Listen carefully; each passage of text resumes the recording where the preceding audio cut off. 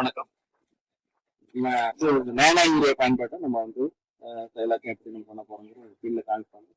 இது வந்து பார்த்தோம் அப்படின்னா நம்ம மண்ணுல வந்து நம்ம போடக்கூடிய யூரியா வந்து நம்ம தேவையில்லாம வந்து மண்ணுல கரைஞ்சி கீழே நீரோட்டத்தை போய் சேர்ந்துடும். அது ஒண்ணு. அது இல்லாம வந்து பார்த்தோம் அப்படின்னா இப்ப வறட்சி தருணம் நம்ம அப்ளை பண்ணக்கூடிய முடியாத கண்டிஷன்ல இருக்கும்.